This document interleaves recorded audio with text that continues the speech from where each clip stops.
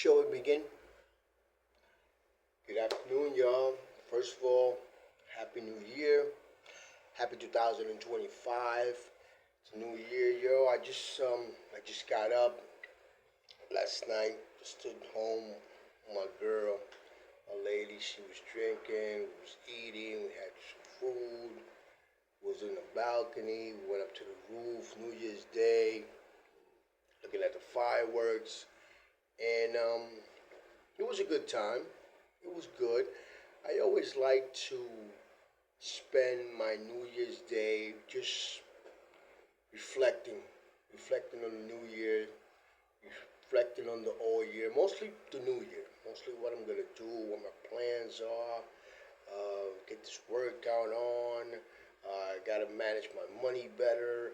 I gotta do this. I gotta do that. I want to move out of this house. I live in my mom's house. Um, that's another story. Though I'll cover that some other time. But we had a good time talking with my wife. Basically, we're gonna do this. We're gonna do that. Looking at her having a good time dancing, listening to music which she loves, and just had a real good time with my wife. We just was doing us. Her kids was over at her mom's house.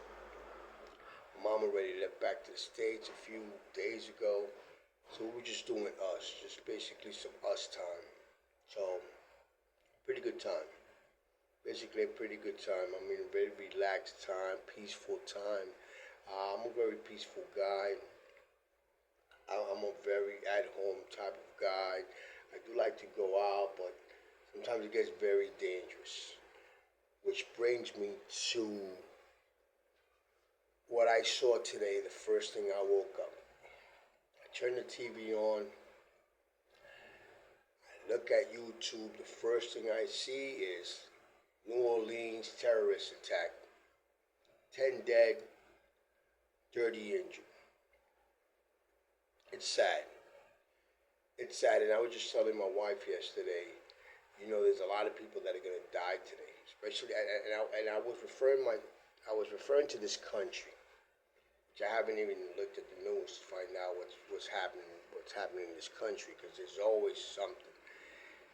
And I seen that in New Orleans, I guess there was a festivities, people outside, a big outdoor gathering, and never mind the motorcycle, by the way.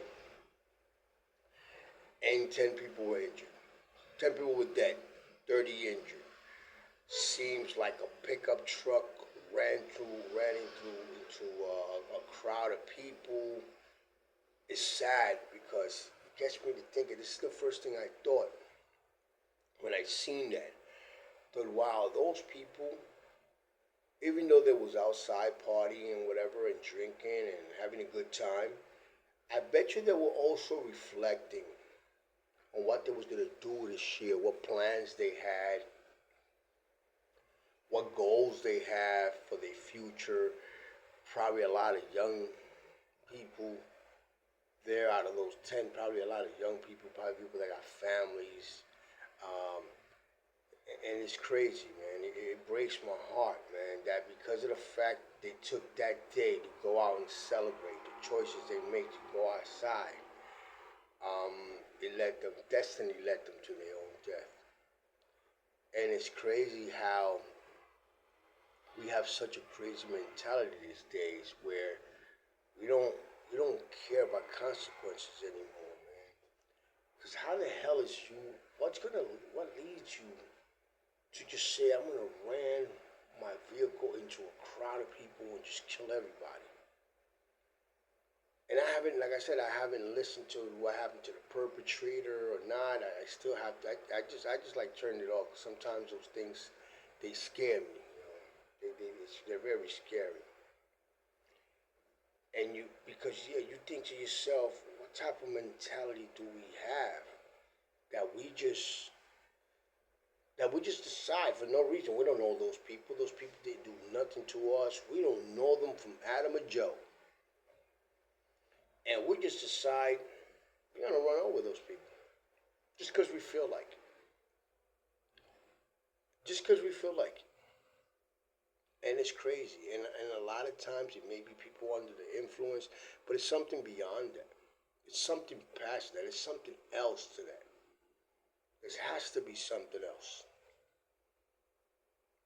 Because you just finished taking 10 people's lives and injuring 30. People that were just minding their own, people that were just partying, minding their own business, having a good time, probably with their family. That shit is fucking crazy, man. I look at that and you know, sometimes I don't even, I'm watching it and sometimes like in the middle of the story, I just be like, nah, I can't, it's too much. I just turn it off. And there's a lot of shit that happens in this country that's scary. That it just scares me. And it sometimes it's not even violence. It's just the shit, the situations that happen with the government, which I'm gonna cover from time to time. But a lot of shit that happens, you know, I'm gonna talk about the Haitian issue that we have. I'm not gonna touch too much on that because I don't like to get too controversial. But I am gonna say more or less how I feel about the situation and what I think about the situation as a Dominican citizen. I'm gonna talk about the the misconception that has been created internationally about us Dominicans being racist, which is the most absurd thing in the world, but it's a strategy that the Haitians are building, I believe, is a propaganda that they're building towards us as a fight mechanism, as a defense mechanism towards the high volume of immigration Haitian immigration that we have here. It's a crisis and it needs to be addressed. And it's not being addressed fully. It's like they touch it and go, they touch it and go. One day they won, one day this, one day that. But anyway, that's another story. That's another story. Let's get back to myself. Anyway, by the way, my condolences to all the families in New Orleans, by the way. My condolences to all the families, to the people injured. My condolences goes out to them, the fathers, the sons, the people that lost their kid today or last night, the people that lost their sons, lost their granddaughters, their grandsons. It's sad. My heart goes out to you. My heart goes out to you. I don't know what that would feel like. I haven't really tragically lost. I've lost brothers. I lost two brothers, but I lost them to a disease called AIDS. But I didn't lose him to violence.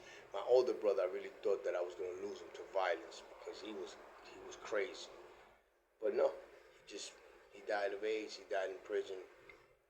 My brother Alex died here. He died of AIDS also. It was sad. It was a sad situation. But I think there's still a natural way about it. About dying like that. Just getting a family member like all of a sudden he's healthy. You see him, you're partying. All of a sudden, your brother got killed over this and this and that. He was murdered.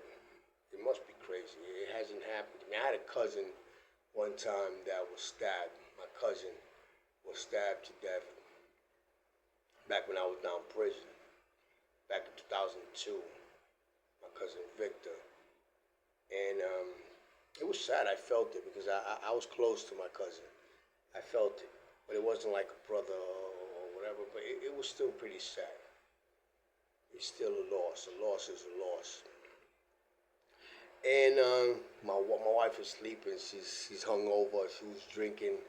This is what she was drinking here.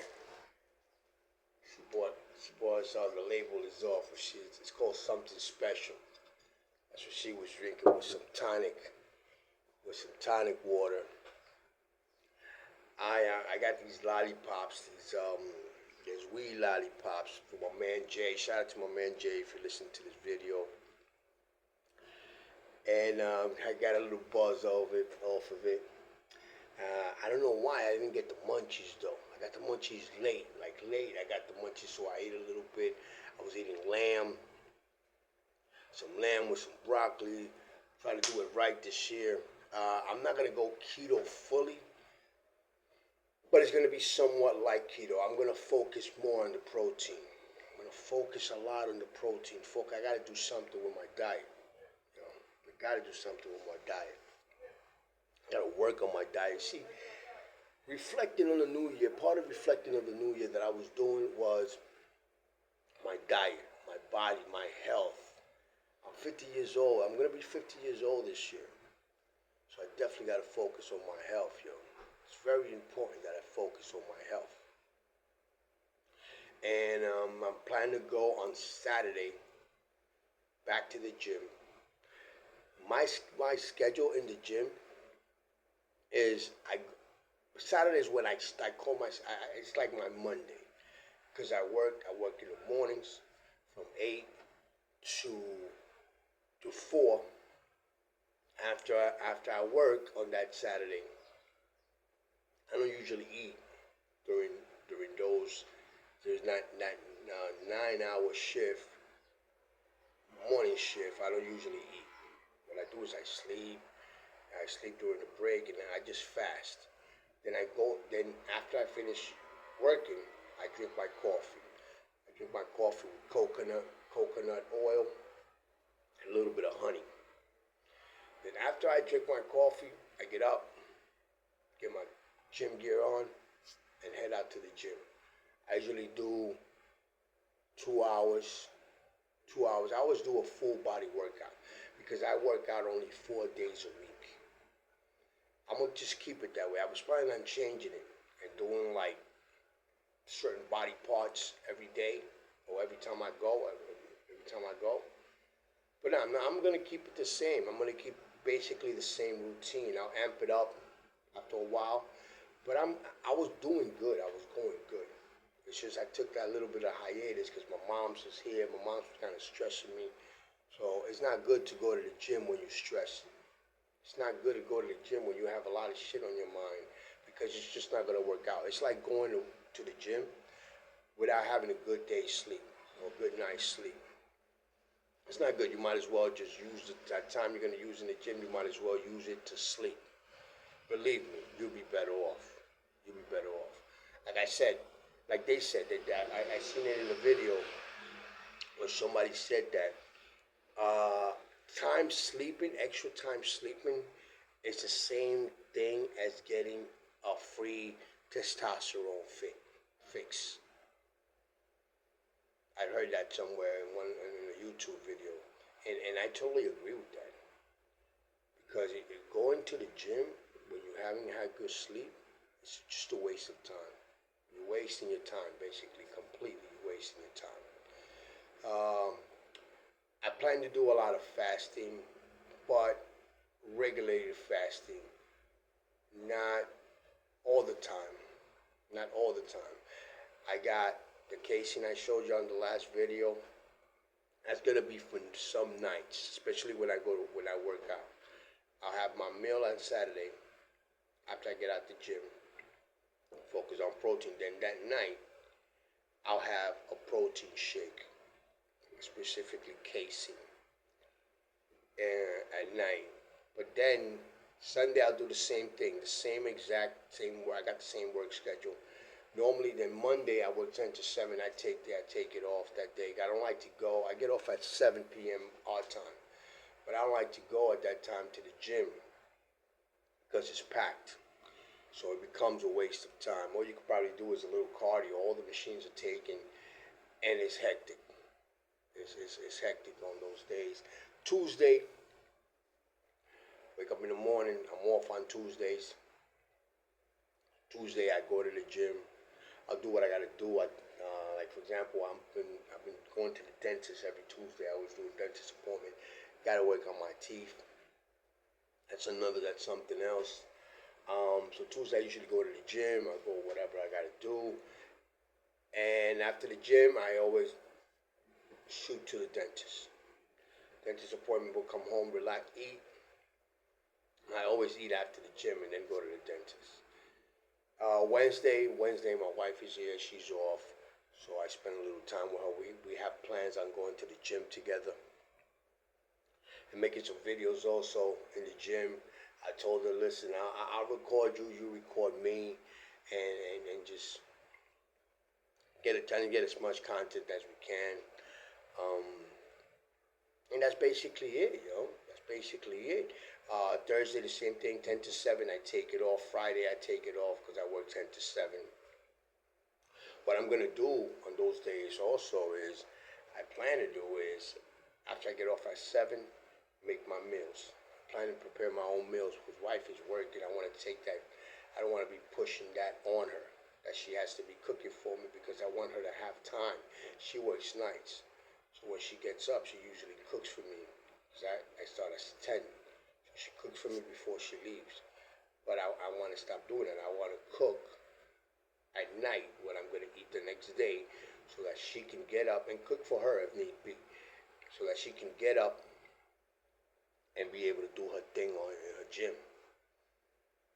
Because we got to help each other out. I believe we got a very good relationship. So she helps me out, I help her out. That's what marriage is all about. One hand washes the other. A lot of people forget that. Love is awesome, but after love in a relationship, you still got a lot to go. There's still a lot of components, a lot of elements that will actually make up the relationship. And it's not just love. Love is not the only element that holds a relationship, a marriage. It's not. And sometimes we young people forget that. I said we young people. You young people forget that. Oh, we all forget that. Some of us still forget that. That marriage is a business between two people where you have benefits.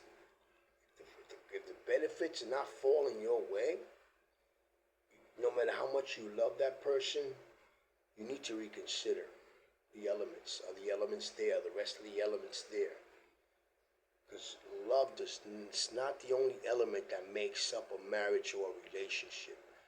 After love, we need to cover a lot of elements. There's a lot of components after love, outside of love, that make up the marriage. And if those components, those elements are not right, are not there, and not where they need to be, you don't have a marriage. You're lying to yourself. You're lying to her. She's lying to you. Y'all wasting each other's time. It's just that simple. It's just that simple. And I believe we have a good relationship. I believe we do. I love her to death. We have very good communication. You know, we have our ups and downs. We do have disagreements, but life stuff. Sometimes we may argue over our kids, stuff like that. You know, just basic family problems, nothing that we can't, resolve. And we have an understanding. The day that we cannot resolve it, the day that you want to go this way, I want to go that way, we don't need to be together. We're going to be arguing because it's stressful for you. It's stressful for me. Life is too short, especially for me. I'm 14 years older than her, by the way. I'm going to be 50. She's going to be 36 this coming up year. So she's 35. She just turned 35 this September. I just turned 49 this past May. But yeah, relationship is important. Relationship is important, especially at my age. At my age, if you're not married, all those 49-year-old, 50-year-olds, if you're not married, man, get yourself a woman. Get yourself what you define to be a good woman. Get yourself somebody that understands you, somebody that feels you. Get yourself somebody that's going to dance to the same rhythm. Don't just get yourself a wife, because that's something else that makes it work. Me and my wife, we're not just husband and wife. We're not legally married, but over here we stay husband and wife anyway if we live together. But anyway, get yourself a sister. Not just a wife, get yourself a sister. Get yourself a friend. My wife is my friend, my sister, my life partner. There's nothing that I don't tell her. There's nothing she doesn't tell me as far as I know. But no secrets. I'm an open book. All that cheating shit, I'm too old for that shit. I don't have the brains for that. I got too much on my plate, too much on my mind to have somebody in the street, another girl in the street or whatever, fucking with her. I gotta lie to my wife. I gotta remember the fucking lie that I told you. Then if the other one doesn't know, I gotta lie to her. And then all this drama comes in, and that's a fucking hell. That's a big ass distraction. I could not handle that. Whoever can, hey, shout out to you. Blessings to you. Blessings to you. But I couldn't. I could only handle one woman at a time, not just at my age, but at the mentality that I have. I have too much on my plate. Right now, I'm at a point in my life where I never feel the need of lying to anybody. I never feel the need of having to lie. If I have to tell, listen, no, I don't want to do this because this and that. I don't have to be around the bush and give you this crazy, lame excuse. Nah, I feel like this. I feel like that. I try to do it respectfully with everybody, as respectfully as possible, even though some people get offended because you speak your mind or because you basically do not. You're honest. You don't want to do some shit you don't want to do. Nah, I don't want to do this. Nah, this and that. I don't feel the need to have to lie to anybody. Those times is over. You understand? I want to be able to. I'm at a point in my life when I want to be able to have a good night's sleep without having a lot of shit on my mind to worry about. Stress can be the biggest cancer for people 40 and over. Stress. Stress will fuck you up. Stress would fuck you up, believe me. We all have stress. It's part of life. But you have to always fight to minimize your stress as much as possible. There's good stress. When you go to the gym, you stress in your body. And that helps you because you're relieving stress. And as you stress in your body, you stress in your muscle, and that's how your muscles grow. And I'm not an expert, but as I understand, it has to do with stress. But the stress of having to be fighting all the time with your wife and having the stress, I mean, we all have money stresses. You have to just work on that. But you have to have a mentality that it is what it is. Let's deal with it. Let's think of a solution. Let's not just dwell over the actual problem. Let's just talk solution. I always tell my wife that when we have some issues, listen, let's talk. That's it. We address the problem. Now let's talk about how we're gonna fix it. How we're gonna move forward. How we gonna fix this? And that's how we do it. But anyway, yo, enough chitter chatter. Once again, my condolences to the people in New Orleans. Right now, I'm gonna watch some TV. I'm gonna lay back. Wife she went to sleep like at 9 o'clock in the morning. I slept. I just got up. I didn't sleep that. Let's see. I must have slept a couple of hours. I must have slept like 4 hours. But I'm still gonna relax right now. And just chill later on. Get up. Help my wife with chores. And just clean up and maybe eat something. And that's it, yo. Once again, I hope y'all having a happy new year. Hey, like and subscribe if you're watching this. Help a brother out. Fuck with me, yo. Peace.